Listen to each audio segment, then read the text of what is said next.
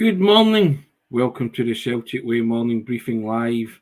I'm Tony Haggerty at Haggerty10 Twitter handle, and I'm joined today by Aidan Macdonald at Aidan C. Macdonald. First things first, hope we all had a Merry Christmas and Santa was good to you all. Welcome back. Welcome back, Aidan. How are you? Do you have a good one, sir? Yeah, I'm good, Tony. Yeah, it was a good one with the family and that. How was yours? Yes, indeed. Quiet with the family, but yes, very good. Enjoyed it. Stuff. Good to be back. Football never stops, as you can see. We're back. Let's hope everybody else is back. Thank you to everybody who's joining us on the briefing this morning, putting in comments already. But first things first, few days left if you want to take advantage of the Merry Christmas or the festive deal that we've got going. You can have two deals, and all you have to do is hit a button and subscribe to the Celtic Way to support top quality journalism. As you can see, running on the bottom, covering the club you love, and you can have one of two deals. You subscribe for £1 and you can enjoy 2 months of full access to everything that's written on the website, or you can have 25% off the yearly price, which takes that down to 26 quid. All for the touch of a button, and that button is Aidan, www.celticway.co.uk/subscribe. That's www.celticway.co.uk/subscribe. Now, there you go. Something there for everybody, Aidan, is there not, on the website?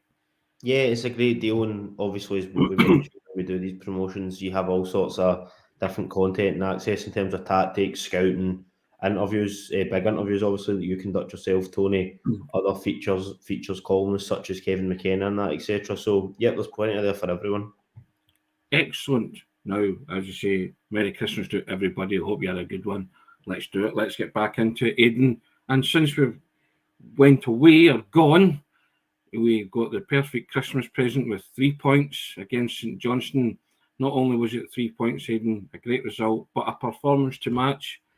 4-1, Celtic won on Saturday at Celtic Park against St Johnstone.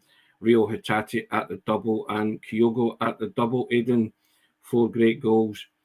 The only downside on that was David Turnbull sending off, but we'll maybe have a look at that. I'll talk about that in the fullness of time. But good result, Aidan. Good performance, some cracking goals. Yeah, no, it was a good way to kind of sign off before Christmas, really, Tony. It was a really good performance. Celtic were pretty dominant for the majority of it. The goals were good. I know they got a wee bit of luck with Hitati's first one with a deflection, but he had to be in the position and there was plenty of power in the strike, so that had its positives as well. Wee bit disappointing also. I know you mentioned the red card that we'll come on to, but to concede another goal as well, I thought would have been good to maybe try and keep a clean sheet, but 4 goals was positive, and Hitati played really well, given that he was playing at right back, which I don't want to say it's out of position to an extent. It's out of a position in terms of his time at Celtic so far, but obviously we know he did play a wee bit as a fullback before he came to Celtic at times. So, but it's obviously not something he's did for a wee while. So I thought he was relatively accomplished in that. I'm sure if it was something that had to continue, he would have maybe tougher tests than he did at the weekend. But I thought he was quite solid, Tony. Yeah, is Josip Juranovic going to get back in the side, Aidan? You know, with a performance like Hitati did put in on Saturday, and Moy coming in as well and putting in a cracking performance. Competition for places there, but whatever Andy said after the Livingston game, it's clearly worked, didn't he?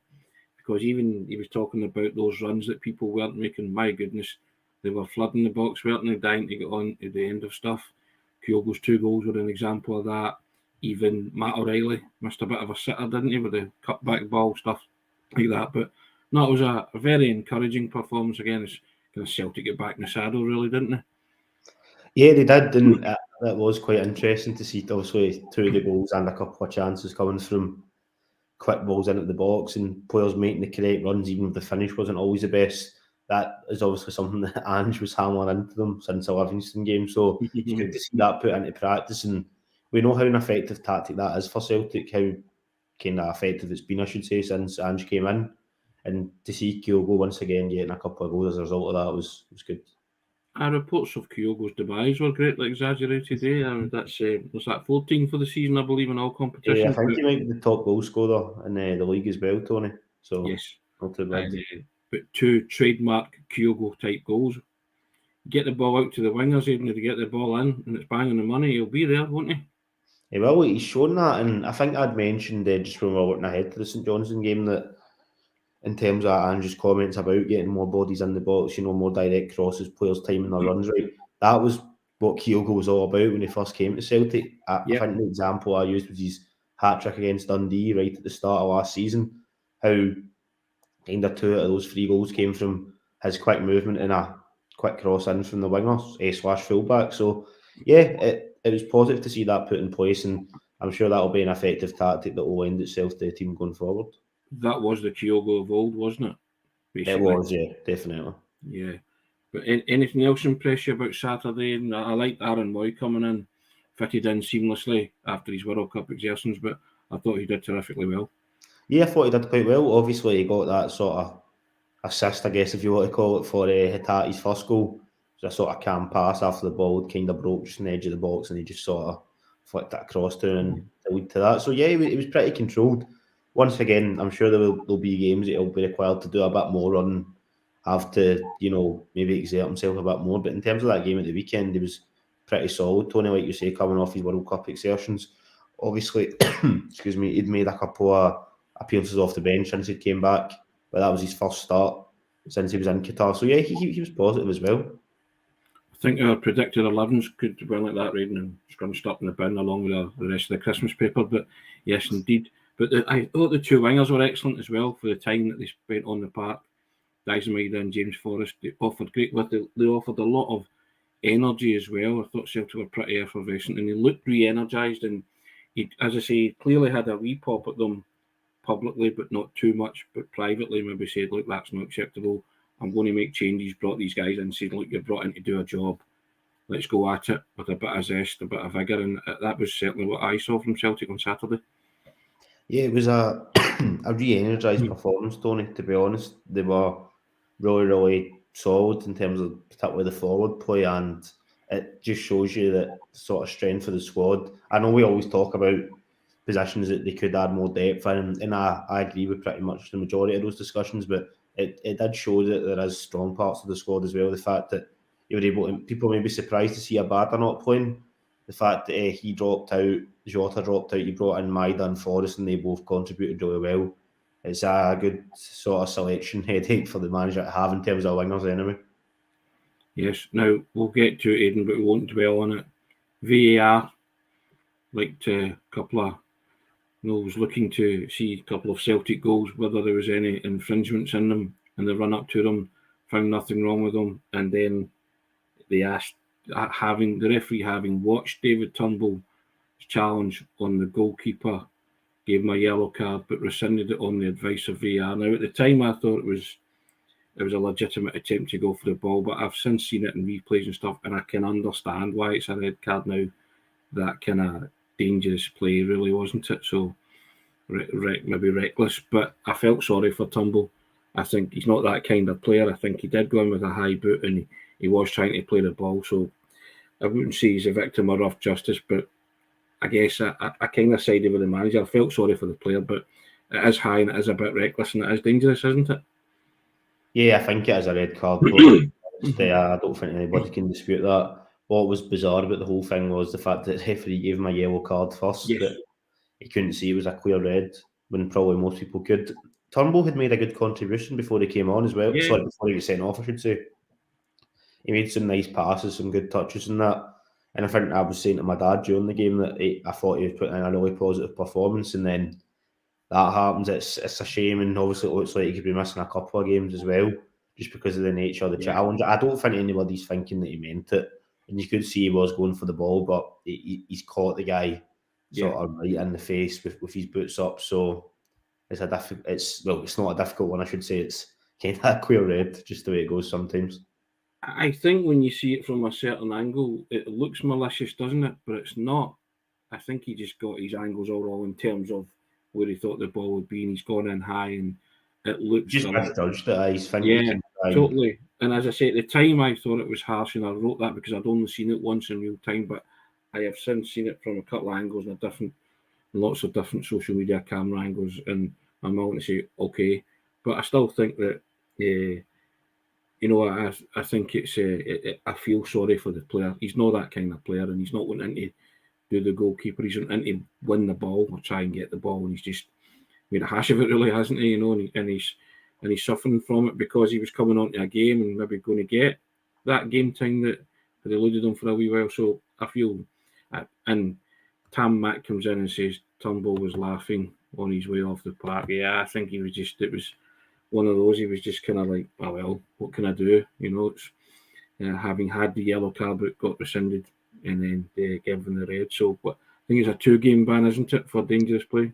Yeah, I think it is. So at the moment, we don't know if Celtic are going to sort of appeal it or anything. I don't think they will personally because of the sort of nature of it.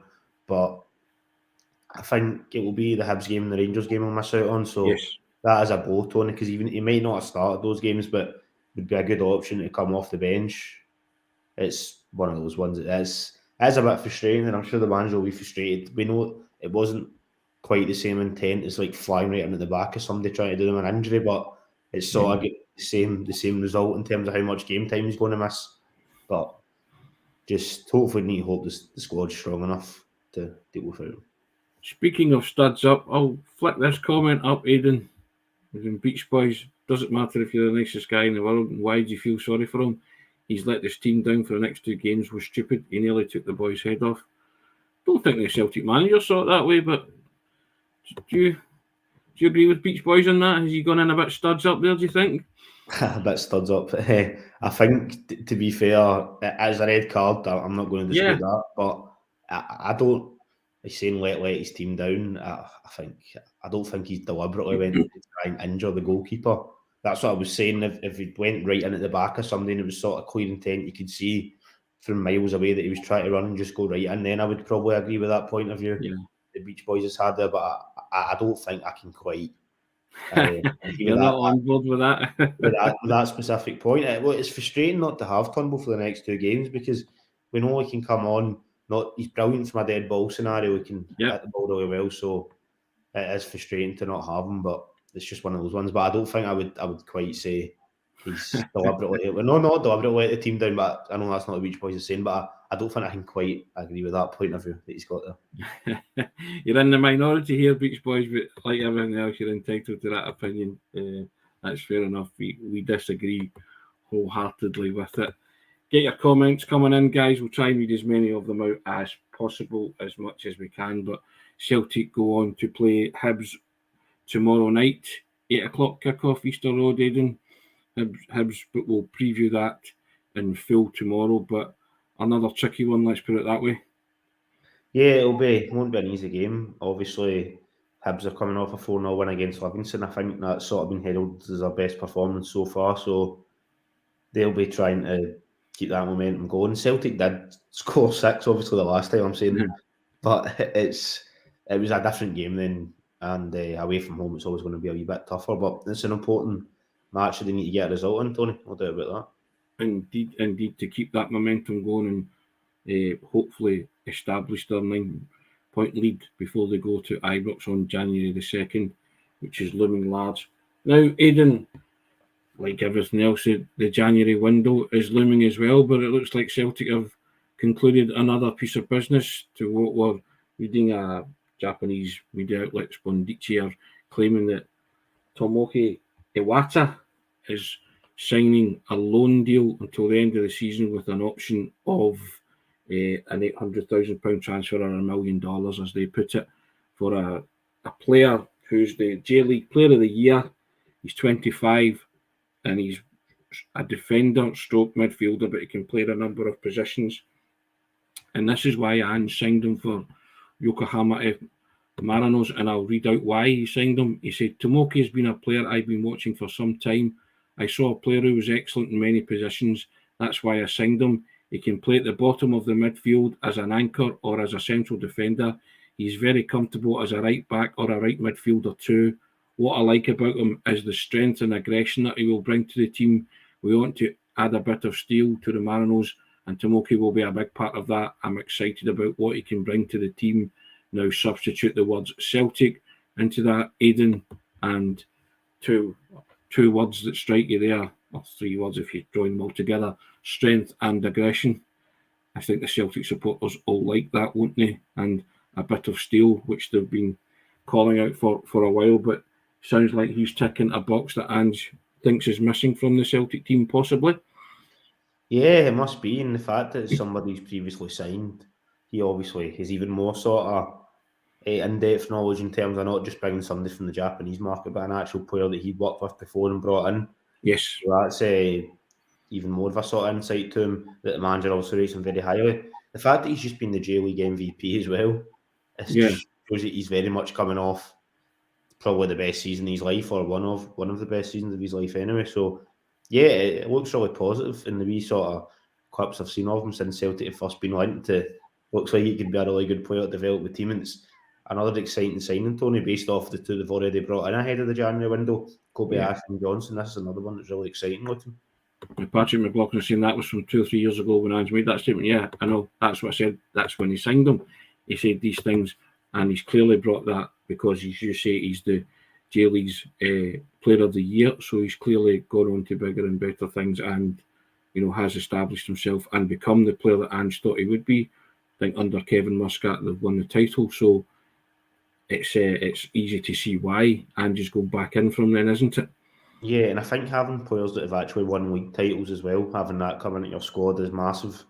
Just across a sort of, I know they play sort of January, February till the November, December time rather than sort of the traditional August to May. But Yeah. having somebody who's came in and went through a league title winning campaign, not even that's happened a few years ago, he's literally just did it. That's another good quality you need in the squad, because obviously before last season we'd sort of discussed that there was a lot of players that had newly joined Celtic, with the exception of Joe Hart, guys like McGregor. I think Juranovic had just won the title with Gil. So there was a lot of players that maybe hadn't been through that journey before. Obviously, plenty of them ticked that box last season, but getting somebody else like this in that can offer that, have that sort of experience as well as the actual playing quality is massive, I think, personally.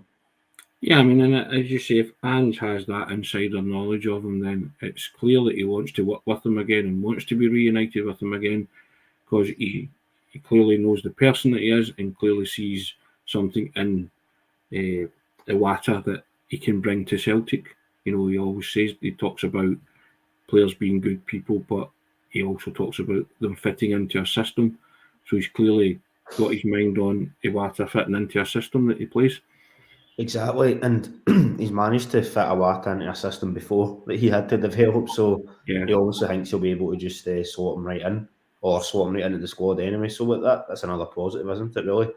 And yeah, it's once again Ange using, and Celtic in general, using the Japanese market to their advantage, which had a pretty good hit rate so far. Obviously, Haggerty's maybe not worked out that well, and we still need to see Kobayashi, but he looks like he could be a good signing. So yeah, it's all positive from a transfer point of view at the moment, Tony.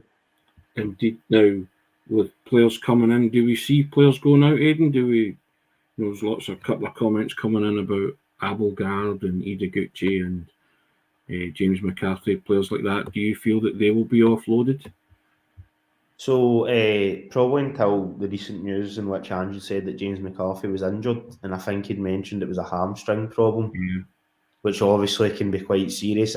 So I don't think I could see him leaving in January, Tony. And I know that was maybe about a month ago, but unless there's been a sort of major recovery just with his age and that, and he was already not playing a lot, so Sure. he probably wasn't exactly the fittest either in terms of match fitness, I should say. So I don't think I could see him moving on. He would have been the sort of one I would have thought maybe at least would have went out on loan.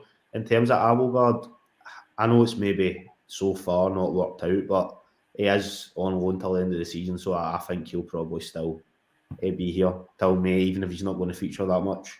Particularly with this with Iwata coming in. Other players, I know Ideguchi, there was some links about a few two weeks ago, I think it was. Yeah. They had a news hit on it, which they were saying that Celtic were sort of maybe keen to move him on. That's probably maybe the most likely one, I would say, out of those three that I've mentioned, purely because I think, as far as we know, he is fit.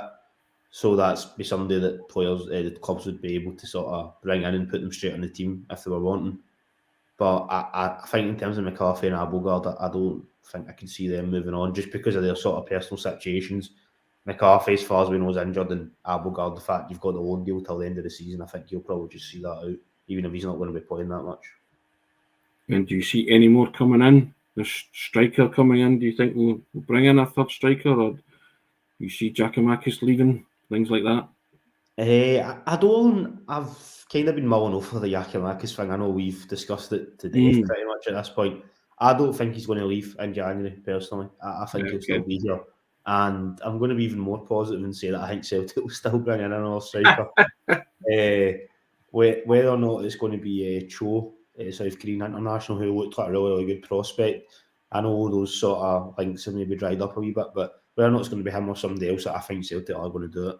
Just because of how agile they've been in the window so far. Sure. And pretty much not all the players have been linked with, but a good chunk of the players they have been linked with, or if it's maybe been rumoured that Celtic are wanting to fill a specific position, it's then happened, and there's been plenty of links to strikers and all that. So I think we will see another striker come in, Tony, by the end of January. It might not be quite as quick as these other players have been coming in, but I think one will come in, and I think Yakimakis will stay. So there you go.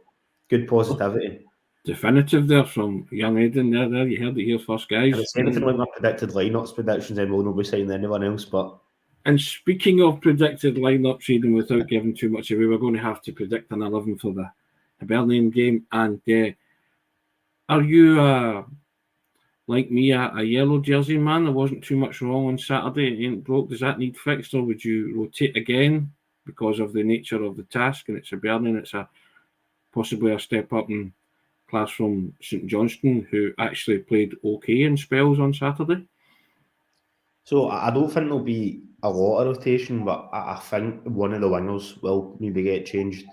Whether or not that's Abada or Jota coming in. I know we've already discussed that we thought Forrest and Maida played really well at the weekend, and I definitely agree with that. But I just think one of them will come in just because it's away from home and to Hibs. Sure. I just think you'll need a wee bit of, maybe the creative spark of Jota or the sort of lethal nature of Abada. I think one or two of them will probably be changed, Tony. What do you think? Do you think there'll be a wee bit more rotation, or? I think so. Yes, indeed. I think there'll be a couple of rotation, but like yourself, maybe the wingers. And I'm just trying to think who else possibly in midfield. I don't know if Haggerty will stay in situ, that kind of thing, but because Juranovic is back, isn't he? But you know me, I'm inclined to just kind of status quo type thing, you know what I mean? But that's just who I am. But I think possibly the wingers might be rotated, as you say. But we can never second guess them, but we try, and we'll try and second guess ourselves as well later on by putting a predicted lineup. Probably put that up for you tomorrow. But there you have it. But Celtic move on. Sorry, Tony. Sorry. Just in terms of Juranovic, obviously I think they were saying he was back in sort of training for yesterday sort of thing. So I was kind of wondering if the Hibs game would be too soon. But then if you potentially want to play him against Rangers, particularly if Anthony Ralston's going to be out injured, maybe it would be within his benefit to fast track him to even get him some sort of minutes in the Hibs game, whether it's Haggerty / Ralston starting and then I'm coming off the bench for like 15-20 minutes. But it depends, maybe if Ange isn't thinking about playing him against Rangers, he might be pretty confident that Ralston's going to be back or slotting Haggerty in, so we just have to wait and see. But I don't know about you, but I'd think that if he's wanting to play Juranovic against Rangers, you'd be probably wanting him to get some sort of minutes against Hibs, even with just a wee cameo appearance. Yeah, I mean that's what we try and do. We try and second guess the manager's thoughts on these things, and that could maybe weigh a lot on his mind. With Ibrox in mind too. I know you don't like to look too far ahead, but it is looming large, and it's a big one for Celtic as well. But first things first, they have to take care of Hibs first, and be professional and clinical, as I always say. Easter Road's never an easy place to go, especially against a Hibs side who will be buoyed by that 4-0 win against Livingston Aidan. So, but you just have to, whatever team he puts out, just have to be clinical and professional, and you'll trust them to get the job done because they've got to be a bit of their swagger back on Saturday. Yeah, definitely. And obviously for a long time, I know Hibs were up and down in the leagues as well, but Celtic had a really poor record in the league at Easter Road for a lot of years, even under Brendan Rodgers. I think there was a draw and a defeat or something like that. So last season, there was a win and a draw. It was also the 3-1 game, which was probably one of Celtic's best sort of first halves of the whole season last year when they were 3-0 up or 3-1 up at half time, I should say. Yes. In October, November time, 2021. And then there was a bit of a disappointing 0-0 draw Easter Road, which I think you'd mentioned before, Tony, that when you were speaking to Ange after that game, I think it was, he wasn't very happy. So, that was not a great performance. So it's a bit of a mixed bag with Ange at Easter Road so far. But obviously, on the whole, against Hibs, the results and performances have been good.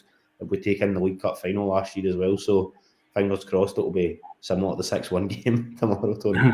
0-0 day was the day I got the mate treatment, but not in a good way, indeed. But hey, I still maintain that it wasn't a great performance that day, but we'll beg to differ on that one, me and the manager, or the manager and me, whatever you want to say. But I mean, they've been fairly solid against Hibs, to be fair, haven't they? As you say, the 6-1 game and even the performance in the cup final, stuff like that. And the 3-1 game was one of the more scintillating performances that first half. That was 3 going on 7 or 8, wasn't it? They spawned a lot of chances in that game too, but they certainly were all. I think Tom Logic had a fine 30-odd minutes, didn't he? And then had to go off injured. But Celtic swayed through them very easily. So I think the manager would take something similar, because he's had a lot of joy against Hibs, hasn't he? The 0-0 game apart. And a similar performance to Saturday, and I think would be enough for Celtic, because they cut through St Johnstone very easily and created a lot of chances, and still scored 4, still missed a few chances as well. But I thought they were, as I say, I thought they were re-energised with a wee bit of, zest back, and they all seemed to kind of want to be involved, having had maybe privately put up the backside from Ange. Yeah, I think that's probably a fair way to put it, Tony. Obviously, it was a pretty dominant performance at the weekend, and you could see plenty of positives. So fingers crossed that they just sort of take that sort of same energy into this game against Hibs and against Rangers and beyond, because we've mentioned a few times recently how sort of this. I think I wrote an article on it as well, how this sort of festive run could be really season defining in the long run, despite Celtic obviously already being 9 points clear. It could be really decisive by the end of the year. So it was important that they get the job done, no doubt about that. I think it's imperative that they go to Ibrox with that 9-point lead intact, Aidan. And then take it from there, and then see what Ibrox brings. But if they can do that, I think they'll go to Govan really confident that they can get a result as well against Rangers. And because I just feel that there's, they got the feel-good factor back on Saturday. I think that was all it would take to shake them out their kind of World Cup break lethargy, and I think they got that back on Saturday. So I'm looking forward to what they'll bring to the table tomorrow night against Hibs, I've got to be honest. Yeah, I'm the same, and if they get another really positive performance, ideally, hopefully, a wee clean sheet thrown in there as well. There's not been many of them this season, but one of them would be nice as well. Then that'll set them up perfectly for the derby. But you're right, Tony. We shouldn't get too far ahead in terms of the Rangers game.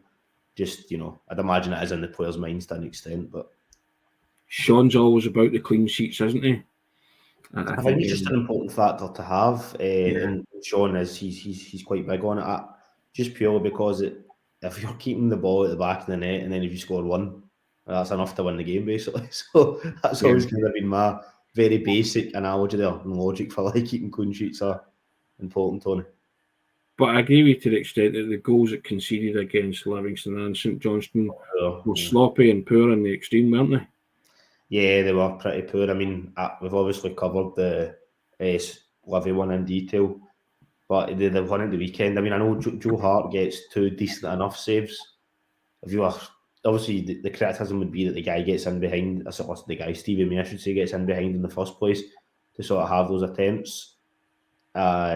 Before I would say anything about Joe Hart, that was kind of poorly defended. I think it was on Taylor's side, the ball was kind of just flicked in, and he was just in, and that was it. Probably the centre half when we pushed slightly too far forward as well. And then Joe Hart makes 2 decent enough saves at the time I've seen it, but he does kind of also palm the ball right back in, particularly the second one, the path for the St Johnstone forward. But look, he was kind of put at a wee bit of a disadvantage there, Joe Hart. Before you know it, Stevie May's 1-on-1, and that other guy's almost kind of 1-on-1 with him just because of the sort of defensive line. So I don't want to be too critical, but I think that second one, when you see it back, Tony, I'm sure you've seen it plenty of times yourself now, he does kind of just palm it right into the guy's path. I did think he was kind of unlucky, but he could have palmed it away from danger as opposed to straight back to, I think it was Drew Wright that put it in the net at the end of it. But it was that and the red card were the only downsides on a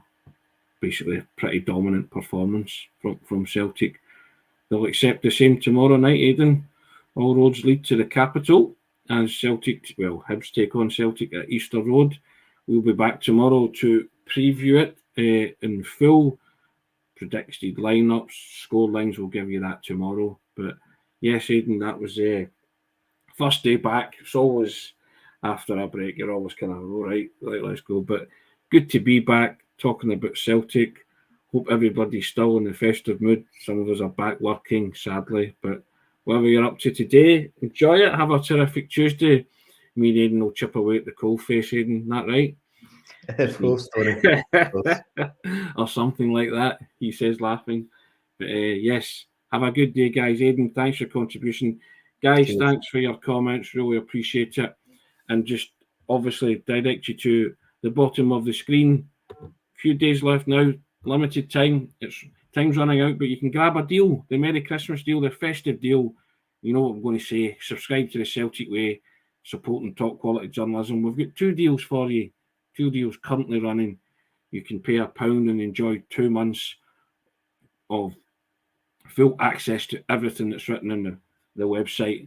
Aidan told you all the wonderful stuff that appears on the website on a daily basis. Or you can have 25% off the yearly rate, which takes it to 26 quid, all for the click of a button, www.celticway.co.uk/subscribe. So grab one of those offers if you haven't already. To those that have grabbed the offer, thank you very much. Subscriptions, we love the community we've built on the channel here. It's tremendous. And we shall see you tomorrow, guys. As always, tennis, roundabout tennis, Aidan, isn't it? We try 10 o'clock, something like that. Without the technical issues, Tony. Yeah, give or take technical hitches and 15 minutes here and there. But yeah, we're always here in the morning. You know that. So join us tomorrow and we'll preview Hibs versus Celtic. Aidan, thanks very much. Cheers, Tony. Guys. Cheers. All the best day. Have a good day.